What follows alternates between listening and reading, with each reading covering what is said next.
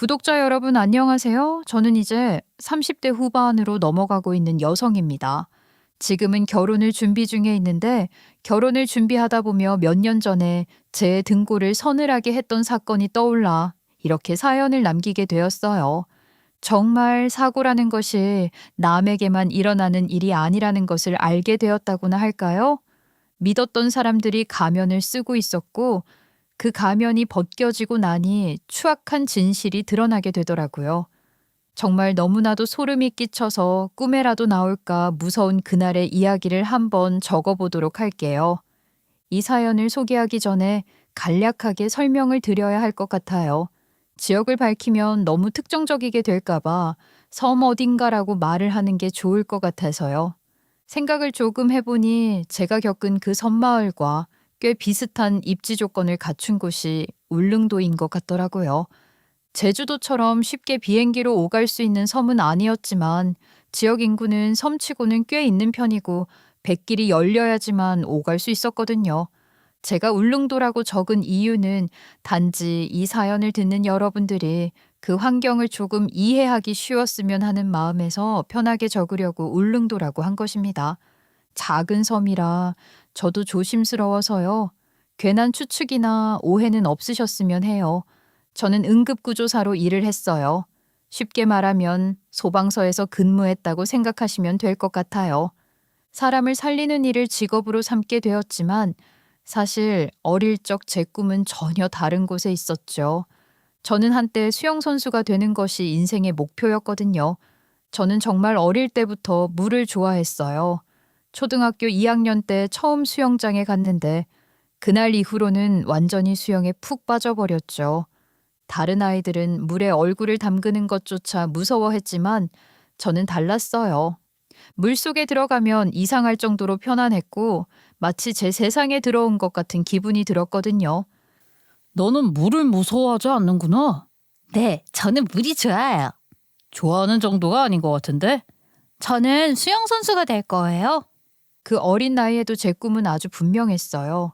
장래희망을 적는 칸이 있으면 언제나 수영선수라고 적었고 친구들이 의사니 선생님이니 이야기를 해도 저는 오직 수영 이야기만 했어요. 무엇보다 저는 소질도 어느 정도 있었어요. 자세를 배우는 속도도 빨랐고 몸의 균형 감각도 나쁘지 않았죠.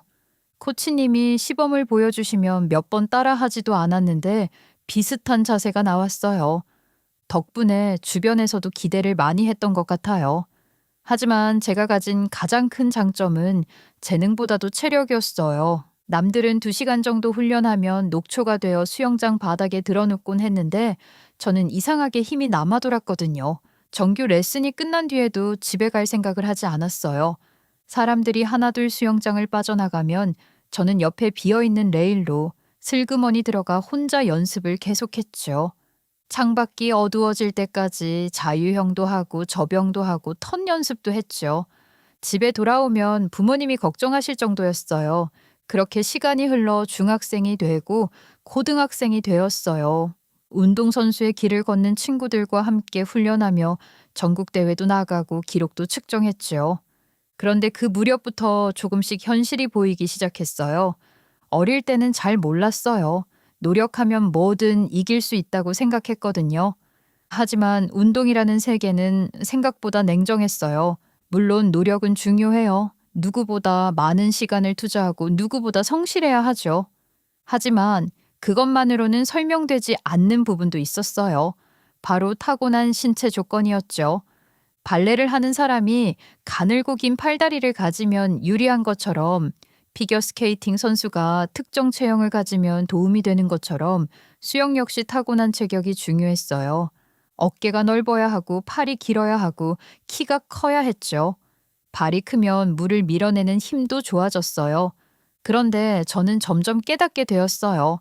제가 아무리 노력해도 따라잡기 힘든 영역이 있다는 것을요. 저보다 훈련량이 적은 것 같은 아이가 기록은 더 잘 나오는 경우도 있었어요. 같은 훈련을 해도 결과가 달랐죠. 처음에는 인정하기 싫었어요. 그래서 더 많이 훈련했어요. 남들이 쉬는 날에도 수영장에 나갔고 새벽 운동도 빠지지 않았어요. 하지만 기록표는 생각처럼 움직여 주지 않았어요.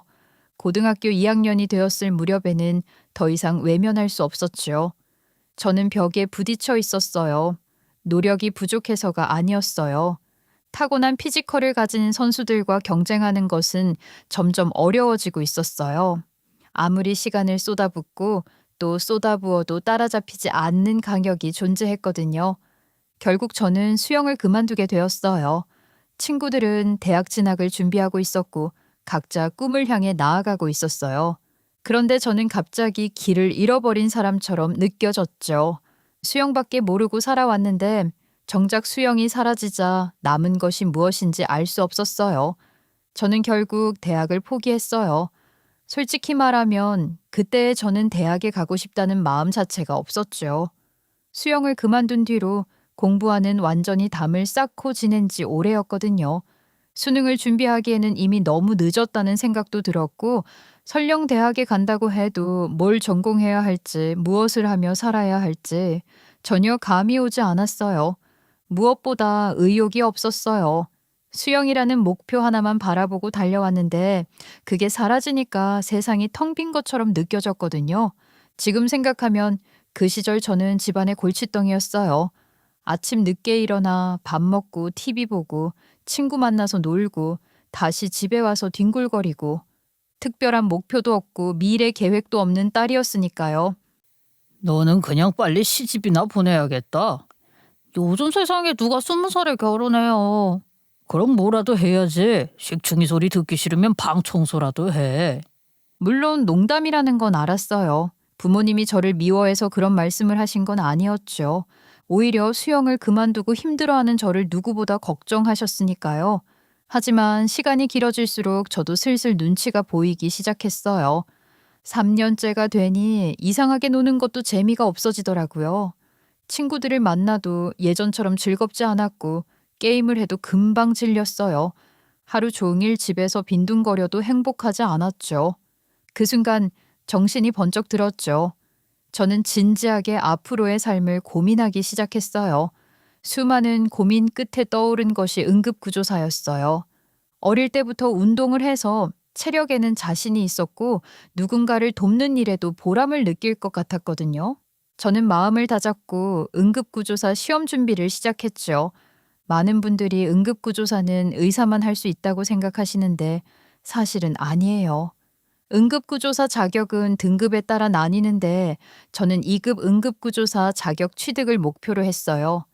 보건복지부가 인정하는 교육기관에서 필요한 교육을 받고 시험을 준비했죠. 처음 성적은 처참했지만 시간이 지나면서 점점 나아졌어요. 너무 어렵고 힘들다. 내가 왜 이걸 한다고 했을까? 세상에 쉬운 게 어딨어, 요놈아. 포기하지 말고 꾸준하게 하다 보면 지금처럼 점점 더 성적이 오를 거야. 평소에는 농담만 하시던 분이 그렇게 말씀하시니 괜히 오기가 생기더라고요. 그 뒤로는 정말 독하게 공부했어요. 새벽까지 책을 붙잡고 있었고 이해가 안 되는 부분은 반복해서 읽었죠. 그 결과 결국 시험에 합격할 수 있었어요. 저는 응급구조사가 되었지만 그 뒤가 더 힘들었어요. 2급 응급구조사는 1급에 비해 취업문이 좁았거든요. 하지만 포기하지 않고 민간 이송업체에 취업해서 차근차근 경력을 쌓기 시작했죠. 환자를 이송하고 응급 상황을 경험하면서 실무를 배웠어요. 그리고 시간이 흘러 30이 되었을 무렵 드디어 소방공무원 채용에 도전하게 되었어요. 소위 말하는 119 구급대원이 되는 것이었죠. 그때까지 쌓은 경력이 가산점으로 인정되었고 운도 조금 따라줬어요. 드디어 사회의 구성원으로 당당하게 자리 잡았다는 뿌듯함이 있었죠. 그러던 어느 날 제 인생을 바꿀 법한 일을 겪게 됐어요. 오랜만에 친구를 만나 카페에서 수다를 떨고 있었죠. 커피를 마시며 이런저런 이야기를 하고 있는데 갑자기 근처에서 비명소리가 들렸어요. 사람 쓰러졌어요. 순간 몸이 먼저 움직였어요. 직업병 같은 거였죠. 소리의 근원을 찾아보니 한 남성이 바닥에 쓰러져 있었고 의식이 없는 거예요. 친구에게 119에 신고를 하라고 한 뒤 곧바로 상태를 확인한 뒤 심폐소생술을 시작했어요. 구급차가 도착한 뒤에도 저는 함께 병원으로 이동하며 계속 심폐소생술을 했죠. 병원에 도착하기 직전 기적적으로 의식을 되찾았고 제가 그렇게 살려낸 응급 환자가 바로 제 예비 신랑이었죠. 예비 신랑은 의식을 되찾은 뒤 여러 검사를 받았고 다행히 큰 후유증 없이 회복할 수 있었어요. 나중에 들은 이야기로는 갑자기 머리가 핑 돌기 시작하더니 가슴이 심하게 조여왔고 숨이 제대로 쉬어지지 않았다고 하더라고요. 본인도 순간적으로 큰일이 났다는 걸 직감했지만 몸이 말을 듣지 않았고 결국 그대로 쓰러졌던 것이었죠. 그렇게 한 번의 응급 상황으로 끝날 줄 알았던 인연은 생각지도 못한 방향으로 이어졌어요. 하루는 근무 중에 선임이 저를 찾는 거예요. 밖에 너 찾는 사람 왔는데? 저를요? 남자던데? 저는 순간 의아했어요. 저를 찾아올 사람이 딱히 없었거든요. 혹시 민원이라도 들어온 건가 싶어서 긴장한 채 밖으로 나갔는데 거기에 익숙한 얼굴이 서 있는 거예요. 바로 그날 제가 심폐소생술을 했던 환자였어요. 저를 발견하자마자 환하게 웃는데 얼마나 멀쩡해 보이던지 저도 모르게 안도의 한숨이 나왔죠. 예비 신랑은 진심으로 감사하다는 말을 몇 번이나 반복했어요. 솔직히 응급구조사 일을 하다 보면 감사 인사를 듣는 경우가 없는 건 아니지만 대부분은 전화 한 통이나 감사 편지 정도였거든요. 그런데 직접 찾아와서 고개를 숙이는 모습을 보니 괜히 쑥스럽더라고요. 그러더니 갑자기 들고 있던 쇼핑백을 내미는 거예요. 마음은 감사한데 김영란법에 걸려서 이런 거 받으면 안 돼요. 죄송합니다. 그건 생각 못했는데. 그럼 감사 인사 말고 지인이 주는 선물이다 생각하시면 안 될까요? 그것도 좀 곤란해서요. 그럼 제가 밥 한 끼 대접하겠습니다. 그것도 그럼 커피는요? 그것도 곤란한걸요? 그럼 제가 뭘 해야 감사 인사를 할 수 있는 거죠? 그냥 건강하게 지내시면 됩니다. 저는 깔끔하게 대화를 끝내고 들어가려고 했어요. 그런데 예비 신랑은 포기할 생각이 전혀 없어 보였죠. 잠깐만요. 사적으로 만나도 안 되는 건가요? 네? 공무원이라서 안 되는 거면 공적으로 만나지 말고 사적으로 만나면 되는 거 아닌가요? 저는 어이가 없어서 제 스타일이 아니라고 둘러댔지만 사실은 거짓말이었어요. 얼굴은 제 스타일이었거든요. 그런데 이 사람은 정말 끈질겼어요. 한 번 거절당했다고 포기하는 사람이 아니더라고요. 매일매일 정말 숨 돌릴 틈도 없이 들이대더라고요. 피하고 또 피했지만 어느 순간부터는 연락이 안 오면 이상하게 허전해지기 시작했지요. 사실 지금 생각해보면 원래 10번 찍어 안 넘어가는 나무가 없다는 말이 괜히 있는 게 아닌 것 같아요. 심지어 같이 일하던 소방대원들 중에는 예비 신랑 얼굴을 모르는 사람이 없을 정도였어요. 저 놀리겠다고 예비 신랑이 먼발치해 보이면 남자친구 왔다고 소리까지 쳤다니까요. 결국 저는 홀라당 예비 신랑에게 넘어가고 말았죠. 그 꾸준함이 성실함으로 느껴졌고 어느 순간부터 제 마음을 헤집어 놨거든요. 예비 신랑은 가족들과 함께 일을 한다고 했어요. 처음에는 그냥 가족 사업 정도를 생각했지요.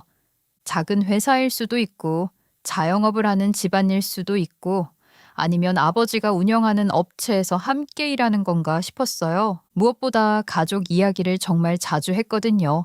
처음에는 가족 사이가 좋은가 보다 하고 넘겼어요. 그런데 시간이 지나면서 조금 신기해지기 시작했죠. 통화를 너무 자주 하는 거예요. 같이 밥을 먹다가도 전화가 오고 카페에서 이야기를 하다가도 전화가 오고 차를 타고 이동하는 중에도 전화가 왔어요. 물론 매번 길게 통화하는 것은 아니었어요. 아니, 가족들이랑 통화를 왜 이렇게 자주 해? 그랬나? 난 별로 자주 한다고 생각을 못했네. 엄청 많이 하는데 나는 우리 엄마 아빠랑 전화한 게 언젠지 기억도 안 나는데. 어차피 집에 가면 볼 거잖아. 아, 우리 가족들은 따로 살아. 섬에 계셔. 섬? 무슨 섬? 제주도? 아니, 그렇게 큰 섬은 아니고 말해도 모를 텐데 울릉도 비슷한 곳이야. 그 말을 듣는 순간 저는 조금 놀랐어요. 섬이라는 이야기는 전혀 예상하지 못했거든요. 저는 지금까지 예비 신랑이 가족들과 함께 일한다고 해서 당연히 육지에서 사업을 하는 줄 알았어요. 가족 회사거나 공장을 운영하거나 그런 쪽을 생각했지 어업은 정말 상상도 못했거든요. 어업을 하는 집안이라고? 그물 던지고 물고기 잡고 그런 거? 뭐 비슷하긴 하지. 아니, 지금까지 회사 다닌다고 생각했단 말이야. 회사도 맞긴 해. 가족들이 같이 운영하는 법인도 있고 유통도 하고 그렇거든. 그제야 조금 이해가 됐어요. 단순히 물고기를 잡는 것이 아니라 유통과 판매까지 연결된 일을 하고 있었던 것이지요. 예비 신랑은 차분하게 설명해 주었어요. 섬에는 생각보다 많은 사람들이 살고 있다고 했어요. 외부 사람들이 보기에는 작은 섬처럼 보일 수 있지만 안으로 들어가 보면 동네 사람들 대부분이 서로 얼굴을 알고 지내는 곳이라고 하더라고요. 집성촌 같은 느낌이라고 했어요. 저는 신기해서 연신 감탄만 했어요. 제가 살아온 환경과는 완전히 달랐거든요. 경기도에 와 있는 이유는 유통계약을 해야 해서 와 있는 거였어요. 어획된 수산물을 선별하고 가공업체와 계약하고 유통업체와 가격을 조율하고 납품처를 확보하는 일까지 전부 연결되어 있다는 것이었죠. 대략 6개월은 경기도에서 일을 하고 6개월은 섬에 들어가 어업을 돕는다고 하더라고요. 저는 순간 계산을 해봤어요. 머릿속으로 손가락을 접어가며 날짜를 떠올렸죠. 잠깐만, 지금 몇 개월째 육지에 있는 거야? 한 5개월 됐나? 그 섬으로 가보긴 해야 해. 헐, 그럼 우리 생이별하는 거야? 저는 진심으로 당황했어요. 왜냐하면 우리는 이제 막 연애가 가장 재미있는 시기였거든요. 사귄 지 겨우 4개월, 만나면 보고 싶고 헤어지면 또 보고 싶은 시기 말이에요. 주말 약속을 잡는 것만으로도 설레고 자기 전 통화만 해도 기분이 좋아지는 그런 시기였죠. 그런데 갑자기 6개월 동안 떨어져 지내야 한다니요. 영상통화도 있고 거기 휴대폰 잘 터져. 그래도 실제로 얼굴 보는 거랑은 다르잖아. 가긴 가야 하는데 기간을 좀 줄일 순 있을 것 같아. 나도 보고 싶으니까 주말이면 종종 무트로 나올게. 그 말을 하는 예비 신랑의 얼굴은 너무나 태평했지만 제 마음은 이상하게 복잡해지기 시작했어요. 하지만 시간이 우리를 마냥 기다려주는 것은 아니었어요. 아무리 연애가 즐겁고 서로가 좋아 죽겠다고 해도 현실은 현실이었죠. 예비 신랑에게도 오랫동안 해오던 일이 있었고 가족들과 함께 이어온 가업도 있었어요.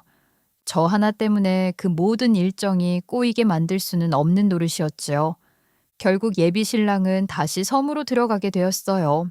원래 하던 일을 하러 가는 것뿐이고 평생 떠나는 것도 아니었어요.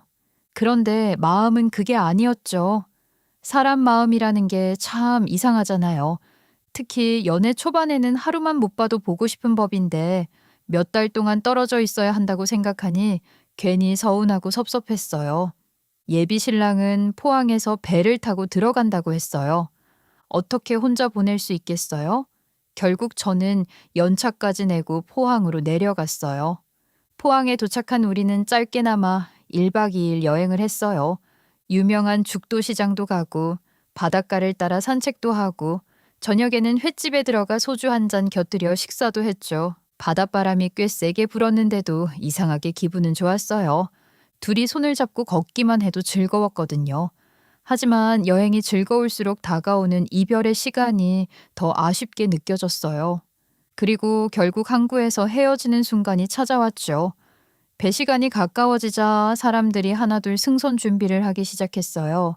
큰 가방을 든 사람들도 있었고 익숙한 듯 배에 오르는 사람들도 있었죠. 섬이 미국에 있는 것도 아니고 해외에 가는 것도 아니에요. 마음만 먹으면 전화도 할 수 있고 문자도 할 수 있고 영상통화도 가능했어요. 게다가 배만 타면 만날 수도 있었죠. 그런데도 괜히 서운하더라고요. 배웅을 하고 집으로 돌아왔는데 이상하게 허전하더라고요. 출근해서도 괜히 휴대폰을 보게 되고 퇴근해서도 연락을 기다리게 되고 그랬어요. 오죽하면 인터넷 검색창에 별별 걸 다 검색해 봤겠어요. 섬 응급구조사 채용, 도서지역 응급구조사, 심지어 그런 것까지 찾아봤어요. 사귀기 시작한 지 몇 달 됐다고 벌써 섬까지 따라갈 생각을 하고 있었던 거예요. 그 모습을 부모님이 모를 리 없었죠. 너 요즘 왜 그래? 뭐가요? 영혼이 나간 사람처럼 다니잖아. 결국 저는 솔직하게 이야기했어요. 남자친구가 있고 일 때문에 당분간 섬에 들어가게 되었다고요. 그러자 부모님 반응이 아주 가관이었어요. 얘 정신 차려. 그 섬 들어가서 네가 뒷바라지 할 것도 아니잖아. 그래, 일찌감치 다른 남자 찾아봐라. 섬은 무슨 섬이야? 생활하기 얼마나 어려운데. 저는 기가 막혀서 소리를 질렀고 부모님은 오히려 깔깔 웃으셨어요. 물론 농담이라는 건 알았어요. 하지만 당시에 저에게는 전혀 웃기지 않았죠. 다행히 예비 신랑은 생각보다 자주 육지에 나왔어요. 한 달에 한 번 정도는 꼭 나왔거든요. 수산물 계약이나 거래처 미팅 때문에 육지 일정이 계속 있었던 거예요. 미리 날짜를 알려주면 저는 그날만 손꼽아 기다렸어요. 그리고 휴무를 맞추거나 연차를 써서 포항으로 내려갔죠. 이제는 포항역도 익숙했고 자주 가던 카페도 생겼고 둘이 항상 가던 식당도 있었어요. 너는 포항이 제2의 고향이냐? 한 달에 한 번씩 꼬박꼬박 잘도 내려간다. 좋아서 가는 건데 왜? 저는 웃으면서 넘겼지만 사실 틀린 말도 아니었어요. 정말 제2의 고향처럼 느껴질 정도였으니까요. 그러는 사이 부모님도 예비 신랑에 대한 궁금증이 커졌어요. 도대체 어떤 사람이길래 저 난리냐. 어머니는 늘 그렇게 말씀하셨지요. 어획량이 많던 바쁜 시기가 어느 정도 지나가자 예비 신랑은 기다렸다는 듯 바로 짐을 싸서 경기도로 올라왔어요. 맨날 그렇게 만나러 나가고 그러니 저희 부모님께서 얼굴 한번 보자고 말을 하셨고 예비 신랑이 저희 집에 와서 인사를 드리게 됐지요. 생각보다 괜찮은 청년이네. 건실해 보이기도 하고. 그 말을 듣는 순간 괜히 제가 더 뿌듯해졌어요. 제가 좋아하는 사람이 부모님에게도 좋은 인상을 남겼다는 사실이 그렇게 기분 좋을 수가 없었거든요. 어느 날부터인가 예비 신랑은 은근슬쩍 저에게 섬에 한번 와볼 생각이 없냐는 이야기를 하기 시작했어요. 장난처럼 떠보던 말이 시간이 지날수록 그 이야기가 조금씩 진지해지기 시작했어요. 저 역시 마음 한편으로는 궁금했거든요. 도대체 예비 신랑이 자랐다는 곳은 어떤 곳인지, 가족들은 어떤 사람들인지, 그렇게 매일같이 전화하던 부모님과 형제들은 어떤 모습일지 말이에요. 그런데 또 한편으로는 망설여졌어요. 아직 만난 지 1년도 되지 않았는데 벌써 가족들을 만나러 섬까지 들어가는 게 너무 이른 건 아닐까 하는 생각도 들었거든요. 솔직히 부담이 전혀 없었다면 거짓말이었어요. 하지만 예비 신랑은 이미 우리 부모님을 만나 인사까지 드린 상태였죠. 우리 집에 와서 밥도 먹고 술도 한잔하고 아버지와 이런저런 이야기도 나눴으니 저만 계속 피하는 것도 애매한 상황이었어요. 결국 저는 큰 마음을 먹었어요. 어차피 결혼 이야기가 오가는 것도 아니고 그냥 인사 정도 드리는 거잖아요. 미리 배편도 예약했고 약속한 날짜에 맞춰 함께 포항으로 내려갔어요. 오늘 날이 영 안 좋은데 배가 뜨려나? 비도 안 오는데 왜 이 정도면 뜨는 거 아니야? 그 말을 들으며 터미널로 들어갔는데 분위기가 이상했어요. 전광판을 확인하던 사람들이 하나둘 웅성거리기 시작했거든요. 잠시 후 안내 방송으로 기상 악화로 인해 배편 운항이 취소되었다는 내용이 흘러나왔어요. 창밖을 보니 이유를 알겠더라고요. 그 잠깐 사이에 날씨가 더더욱 안 좋아진 건지 바람이 꽤 거세게 불고 있었어요.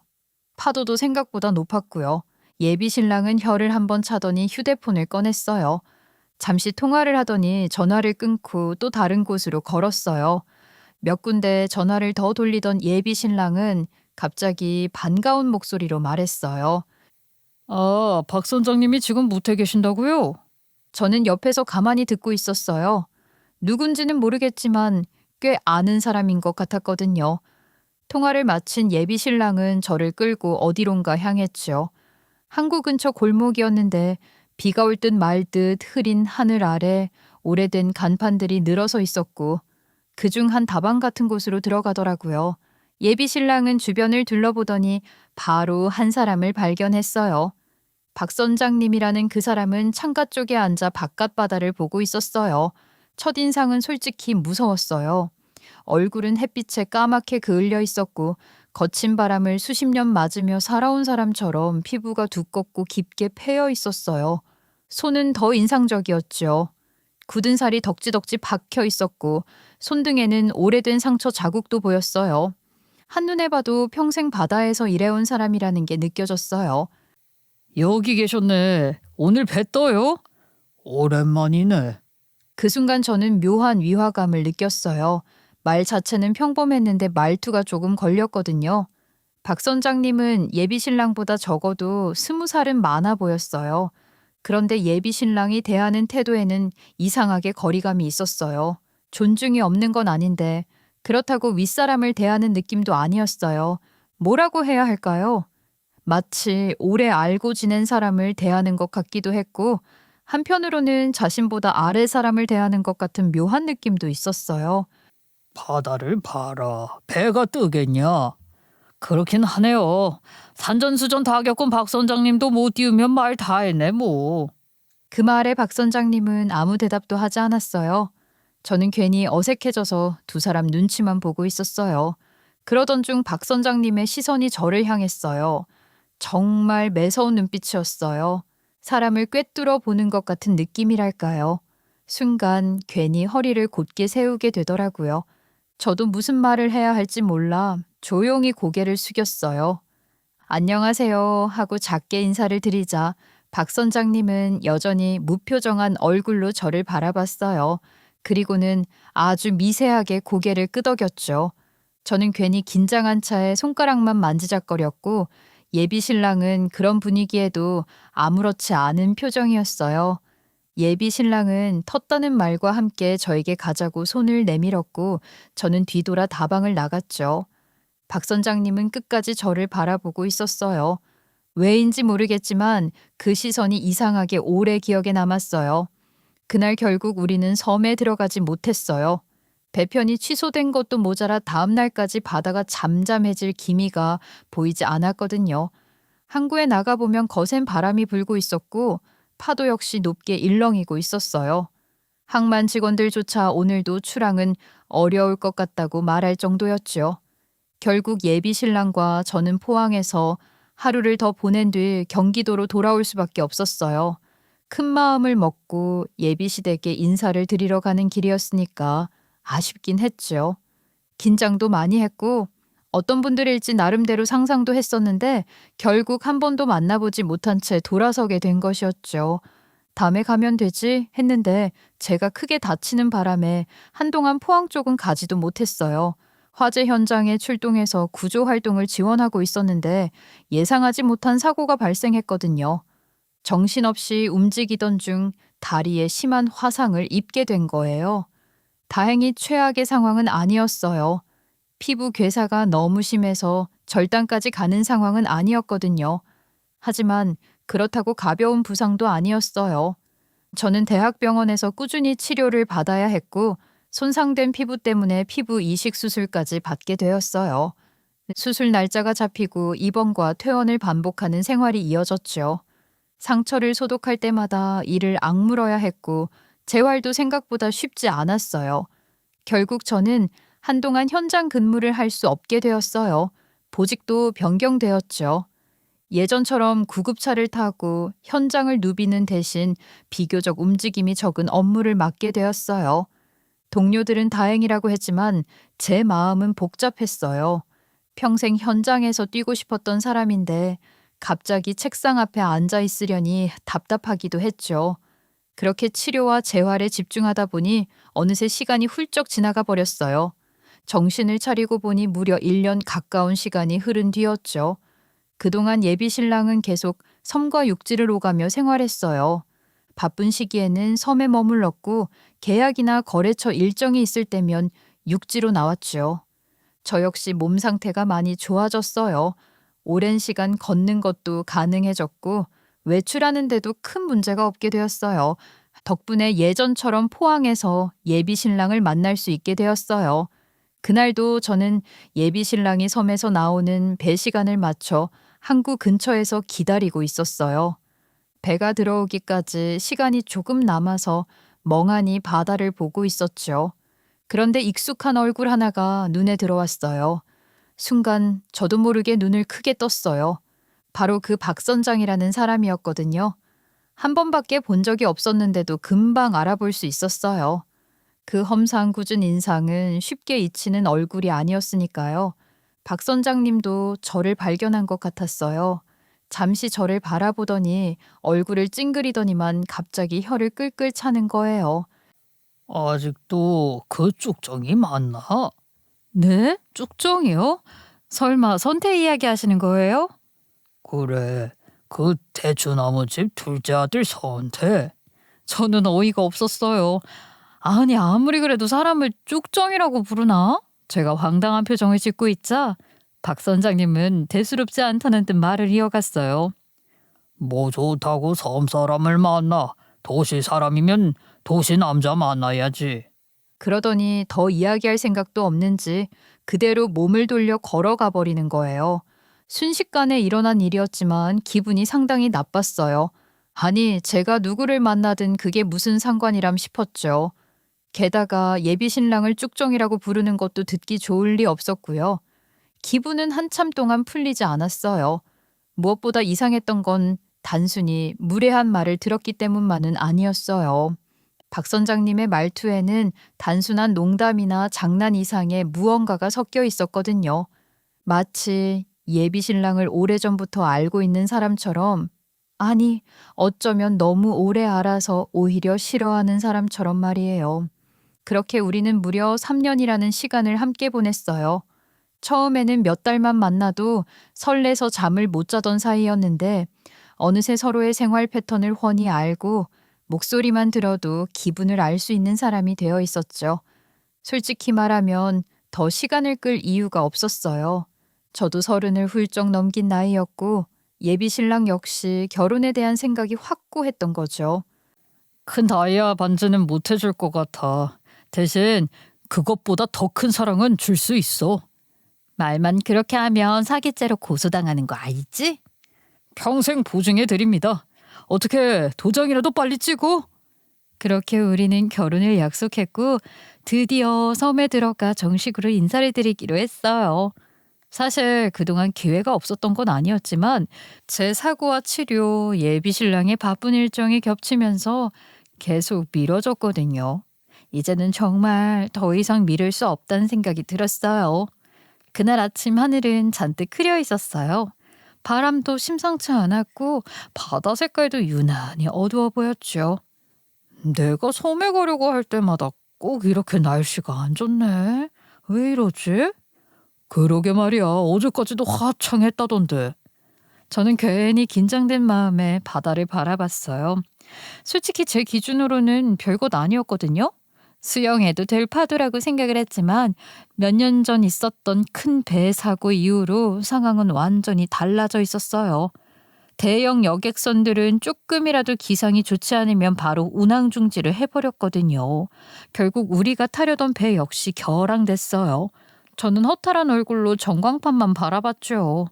설마 또 못 가는 거야? 박 선장님을 아까 본 것 같은데. 잠시 뒤 우리는 또다시 항구 근처 선착장으로 향했고 거기에는 여전히 무뚝뚝한 얼굴의 박 선장님이 서 있었어요. 작은 배라 걱정이 되긴 했지만 섬으로 들어갈 거라고 무뚝뚝하게 말을 하는 박 선장의 뒤를 따를 수밖에 없었어요. 생각보다 승객도 많았어요. 장사하러 들어가는 사람, 섬 주민들, 짐을 들고 가는 사람들까지 다들 익숙한 얼굴인지 서로 인사를 나누고 있었죠. 배가 출항 준비를 하는 동안 박 선장님은 승객 숫자를 확인하기 시작했어요. 그러다가 제 얼굴을 본 순간 묘하게 표정이 굳어졌어요. 진짜 결혼이라도 하게? 예, 뭐 일단 인사는 드려야죠. 그러자 박 선장님은 한동안 아무 말도 하지 않았어요.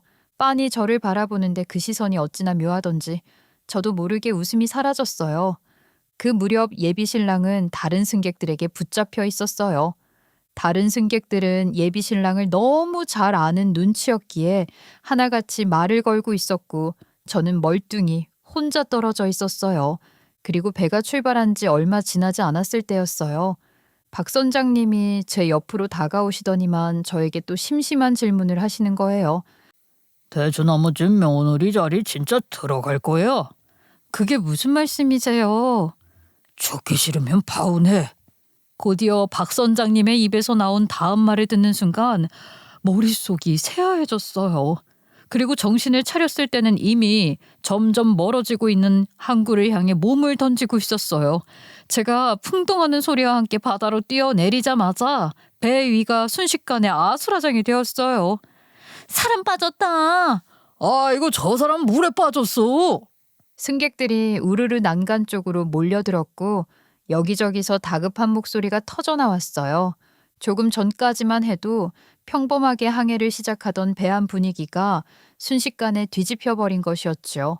저는 차가운 바닷물 속으로 몸이 잠기는 순간 정신이 번쩍 들었어요. 파도가 생각보다 거칠었고 바닷물은 짜고 차가웠지만 이상하게도 두렵지는 않았어요. 오히려 머릿속은 너무나 선명했죠. 배 위에서는 예비 신랑이 거의 발광을 하고 있었어요. 안 돼. 당장 배 돌려요. 제가 들어갈게요. 아유, 미쳤어. 지금 뛰어들면 둘 다 위험해. 가만히 있어. 배 멈추면 끌어올릴 수 있으니까 기다려. 누군가가 급하게 구명 튜브를 집어들더니 제 쪽으로 던졌어요. 첨벙하는 소리와 함께 주황색 튜브가 제 근처로 떨어졌죠. 사람들이 튜브를 잡고 기다리라고 목이 터져라 소리를 질렀어요. 하지만 저는 튜브를 바라보지 않았어요. 대신 박 선장님을 쳐다봤죠. 박 선장님은 아무 말도 하지 않았어요. 다른 사람들처럼 소리를 지르지도 않았고 저를 붙잡으려고 하지도 않았죠. 그저 무표정한 얼굴로 저를 바라보고 있었어요. 그 순간 저는 결심을 굳혔어요. 그리고 그대로 몸을 돌렸죠. 배가 향하는 방향이 아니라 반대 방향으로요. 항구가 있는 쪽을 향해서 말이에요. 배가 출항한 지 얼마 되지 않았던 덕분에 항구는 아직 눈에 보이는 거리였어요. 일반 사람이라면 엄두도 내지 못했겠지만 저에게는 달랐어요. 저는 어릴 때 수영선수를 꿈꾸며 살았던 사람이었잖아요. 응급구조사가 된 이후에도 수영을 게을리한 적이 없었죠. 섬 지역에는 해양사고도 많고 해경과 함께 움직일 일도 있을 수 있었어요.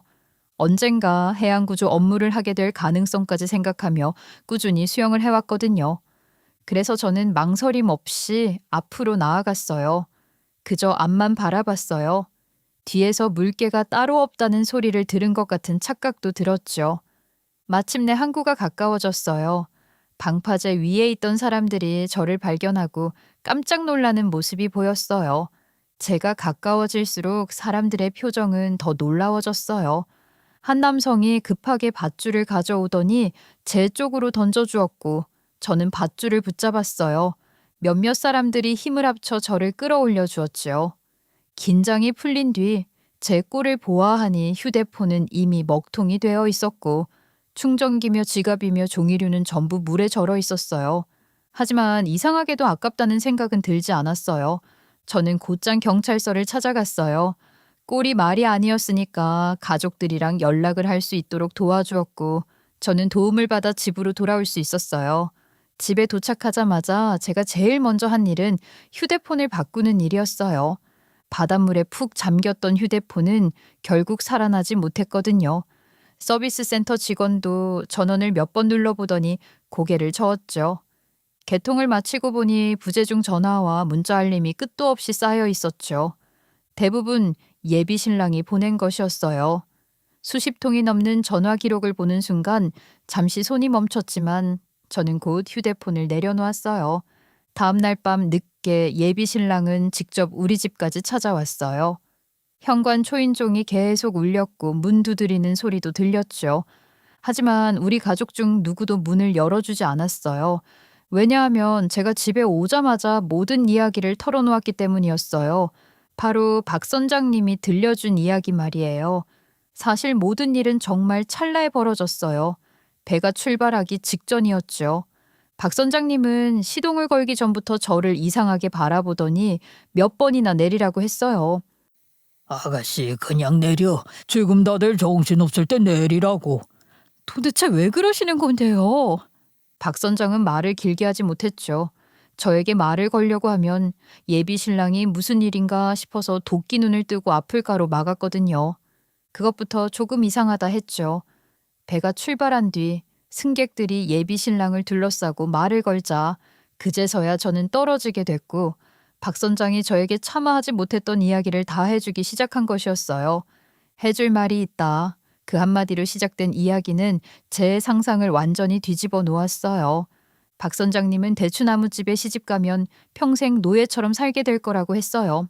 처음에는 어이가 없었죠. 노예라니요? 지금이 어느 시대인데요.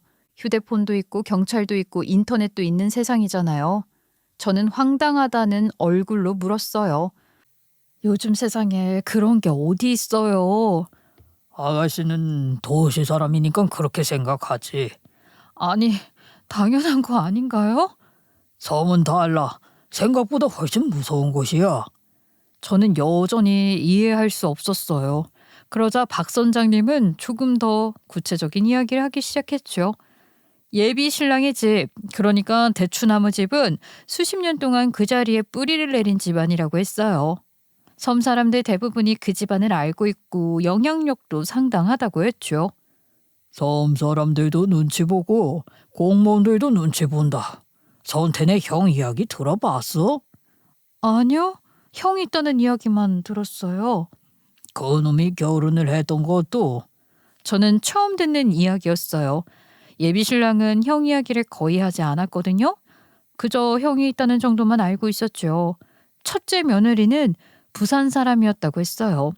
부모님이 식당을 운영했는데 장사가 꽤 잘 되는 집이었다고요. 나름대로 돈도 있고 형편도 괜찮았다고 했죠. 그런데 결혼 후 상황이 달라졌다는 거예요. 첫째 며느리 집안은 금방 망했지.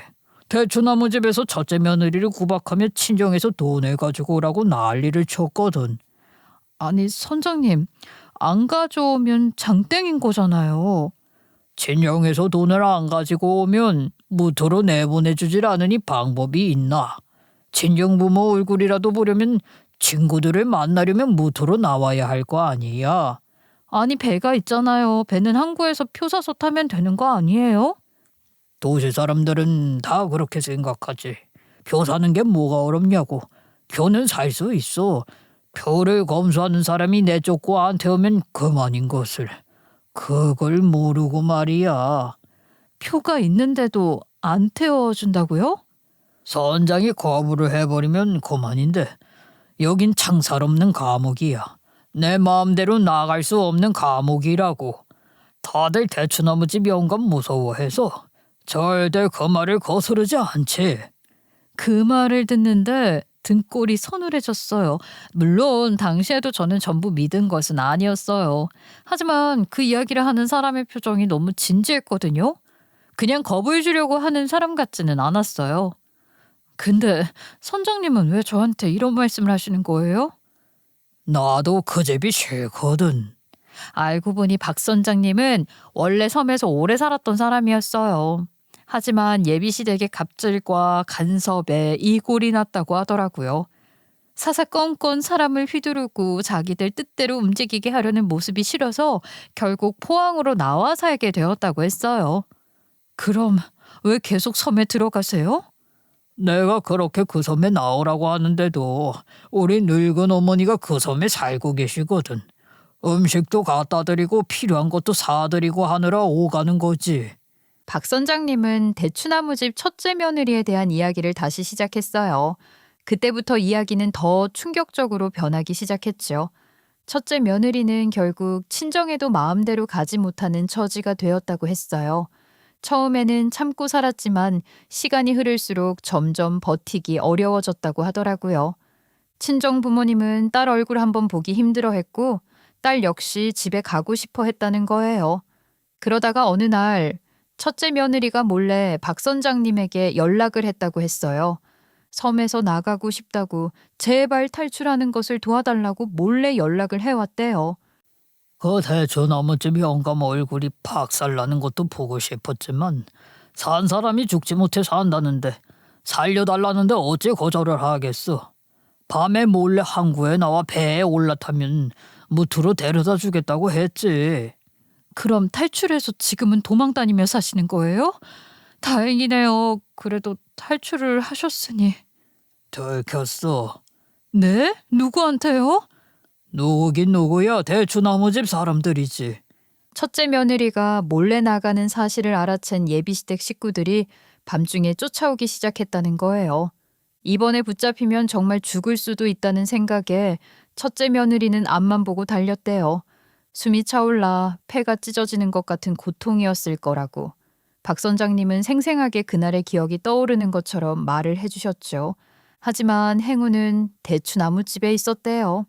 도망치다가 항구 코앞에서 캄캄한 바다 앞에서 더 이상 갈 곳이 없는 그곳에서 발을 헛디뎌 방파제 사이로 첫째 며느리가 빠지게 된 것이었어요.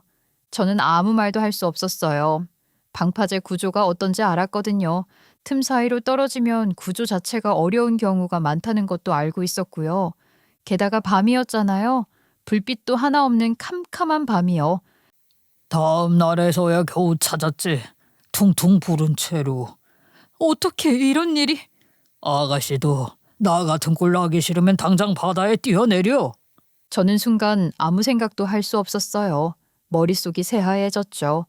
그리고 눈앞에 보이는 것은 점점 멀어지는 항구뿐이었어요.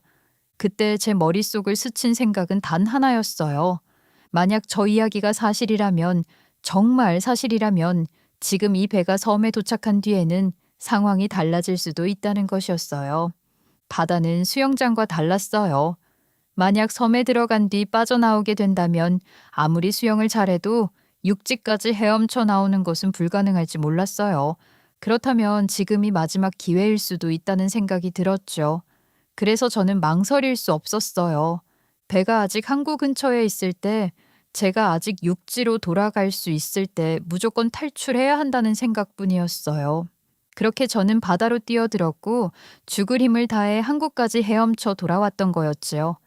예비 신랑은 어쩌면 제가 모든 진실을 알게 되었다는 사실을 눈치챈 것 같았어요. 그렇지 않고서야 그렇게까지 다급하게 행동할 이유가 없었거든요. 제가 집으로 돌아온 바로 다음 날부터 연락이 쏟아지기 시작했어요. 새 휴대폰을 개통하기 전까지는 연락이 닿지 않았겠지만 집 주소는 이미 알고 있었으니까요. 현관문을 확인한 아버지의 얼굴은 굳어졌고 저는 숨을 죽이고 있었죠. 이야기 좀 하자며 퀭한 얼굴로 집 앞을 서성이던 예비 신랑은 포기를 모르는 사람처럼 보였어요. 하지만 저희는 절대로 문을 나서지 않았고 문을 열어주지도 않았어요. 오해는 풀어야 할 거 아니야, 오해는. 경찰에 신고하기 전에 당장 꺼지게. 우리 딸은 할 말 없다고 하니까. 그 말을 듣는 순간 저는 어이가 없었어요. 오해? 무슨 오해를 말하는 걸까요? 예비 신랑은 제가 바다에 뛰어드는 장면을 직접 보지도 못했어요. 제가 물에 빠진 뒤에야 상황을 알게 된 사람이었죠. 그렇다면 제가 실수로 떨어진 건지 일부러 뛰어내린 건지조차 알 수 없을 텐데 어떻게 오해를 풀겠다는 말을 할 수 있겠어요. 마치 제가 왜 그런 행동을 했는지 이미 알고 있다는 사람처럼 들렸어요. 솔직히 말하면 그때는 목소리만 들어도 소름이 끼쳤어요. 불과 얼마 전까지만 해도 사랑한다고 말하던 사람이었는데 이제는 얼굴만 봐도 두려워지는 존재가 되어 있었죠. 하지만 한 번은 정리를 해야 한다고 생각을 했죠.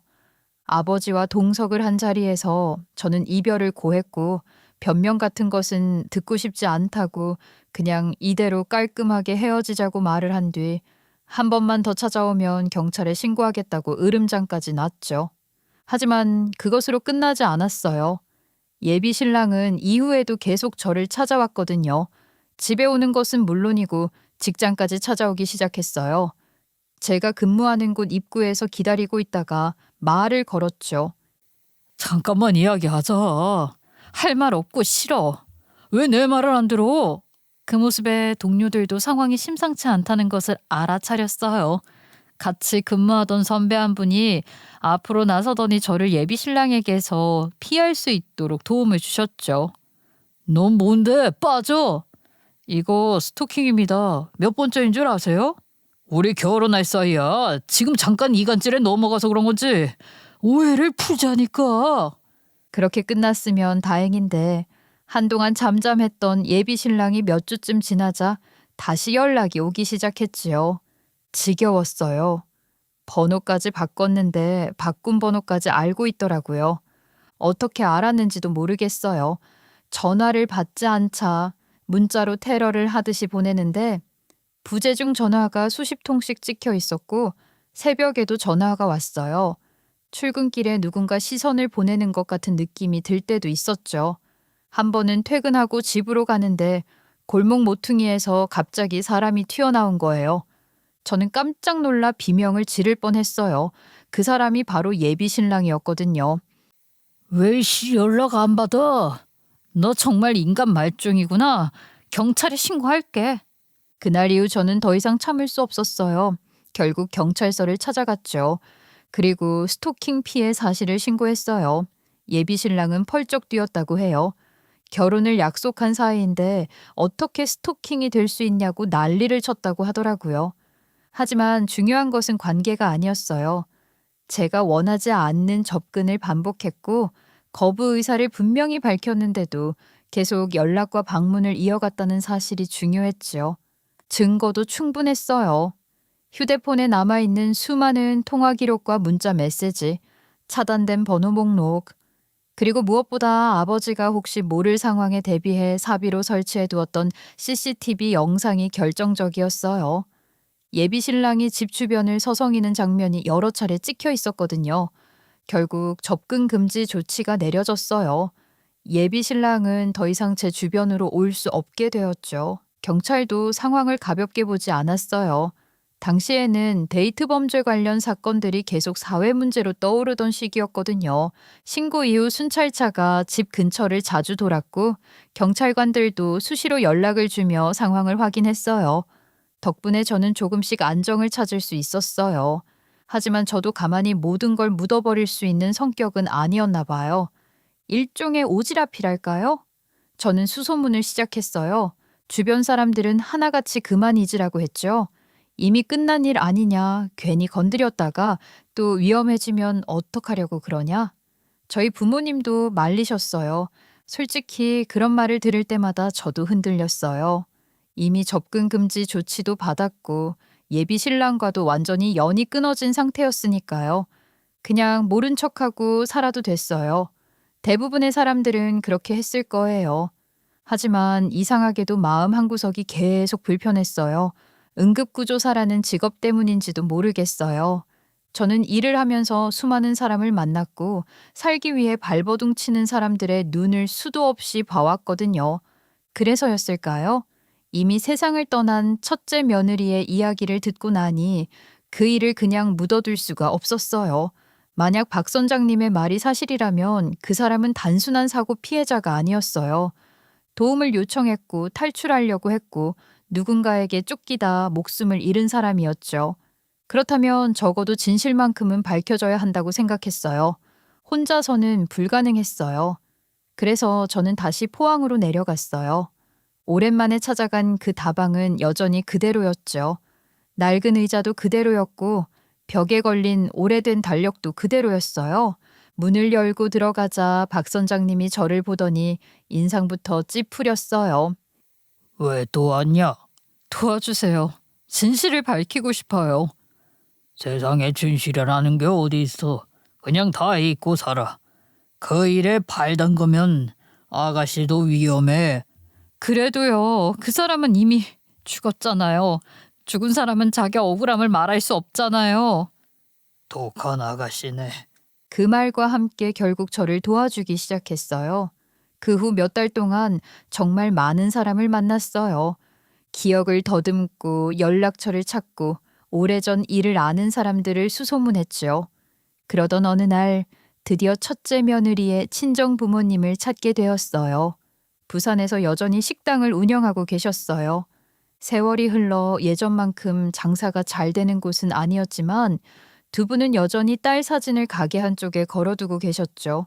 저는 처음에 어떻게 말을 꺼내야 할지 몰랐어요. 하지만 결국 사실을 이야기했어요. 그리고 박 선장님도 함께 그날의 이야기를 털어놓았죠.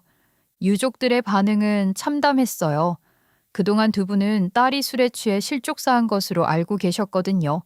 섬 경찰도 그렇게 설명했고 예비시댁 역시 그렇게 말했다고 했어요. 박 선장님은 말없이 오래된 휴대폰 하나를 꺼냈죠. 그 안에는 첫째 며느리와 주고받은 문자들이 그대로 남아 있었어요. 도와주세요. 섬을 나가고 싶어요. 아무래도 들킨 것 같아요. 뒤에서 시댁 식구들이 쫓아와요. 이러다가 평생 여기서 못 나갈 것 같아요. 문자 하나하나를 읽던 유족들은 결국 오열했어요. 첫째 며느리네 어머니는 휴대폰을 붙잡고 주저앉았고 아버지는 한참 동안 아무 말도 하지 못했죠. 그리고 그날 바로 경찰서를 찾아갔어요.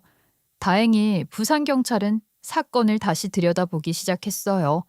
섬에서 종결되었던 사건 기록도 재검토했고 관련 인물들을 조사하기 시작했죠.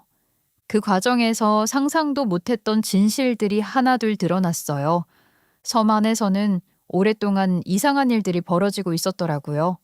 외지에서 흘러들어온 사람들이 사실상 감금된 채 노동력을 착취당하는 경우도 있었고 가족과 연락이 끊긴 채 수년 동안 일만 하며 살아온 사람들도 있었어요. 특히 타지에서 시집온 며느리들 중에는 친정과 연락을 마음대로 하지 못했던 사례들이 여러 건 확인됐지요. 수사가 커질수록 더 많은 증언이 나왔어요. 그동안 쉬쉬하며 덮여있던 일들이 한꺼번에 터져 나온 것이었죠. 그리고 그 중심에는 결국 예비시댁 식구들이 있었어요. 수십 년 동안 이어온 영향력도 지역 유지라는 명성도 그때는 아무 소용이 없었어요. 관련자들은 줄줄이 재판에 넘겨졌고 결국 하나같이 실형을 선고받았어요. 예비신랑 역시 수사 과정에서 여러 혐의가 확인되면서 처벌을 피하지 못했다고 들었어요. 솔직히 그 이후 자세한 재판 내용까지는 알고 싶지 않았어요. 이미 제 인생에서 완전히 지워버리고 싶은 사람들이었으니까요. 사건이 끝난 뒤 저는 개명을 했어요. 우리 가족도 결심했죠. 결국 우리는 20년 넘게 살던 집을 정리했고 완전히 다른 지역으로 이사를 갔어요. 처음에는 낯설었지만 시간이 지나면서 새로운 일상에 적응하게 되었죠. 그렇게 또 4년이라는 시간이 흘렀어요. 상처는 천천히 아물었고 악몽도 점점 줄어들었어요. 무엇보다 제 곁에는 좋은 사람이 생겼어요. 지금의 남자친구예요. 경찰 공무원으로 일하는 사람인데 처음에는 친구처럼 지내다가 자연스럽게 가까워졌어요. 제가 과거 이야기를 털어놓았을 때도 판단하거나 캐묻지 않았어요. 지금은 그 사람과 평생을 약속하고 결혼을 준비하고 있어요. 예식장을 알아보고 신혼집 이야기를 하고 주말이면 가구를 보러 다니는 평범한 일상을 보내고 있지요. 예전에는 평범한 행복이 이렇게 소중한 것인지 몰랐어요. 이제는 알아요. 아무 일 없이 퇴근하고 사랑하는 사람과 저녁을 먹고 가족과 웃으며 통화하는 하루가 얼마나 귀한지 말이에요. 위기를 기회로 하늘이 저에게 한 번의 기회를 줬다고 생각해요. 그날 박 선장님을 만난 것도 그 배에서 뛰어내린 것도 살아서 집으로 돌아온 것도 모두 제 인생을 지켜낸 선택이었다고 생각해요. 그래서 앞으로는 그 일을 원동력 삼아 더 열심히 살아보려고 해요. 과거에 붙잡혀 사는 대신 지금 제 옆에 있는 사람들과 웃으며 살아가는 것, 그것이야말로 제가 얻은 가장 큰 복수이자 가장 행복한 결말이니까요. 제 이야기를 끝까지 들어주셔서 감사합니다.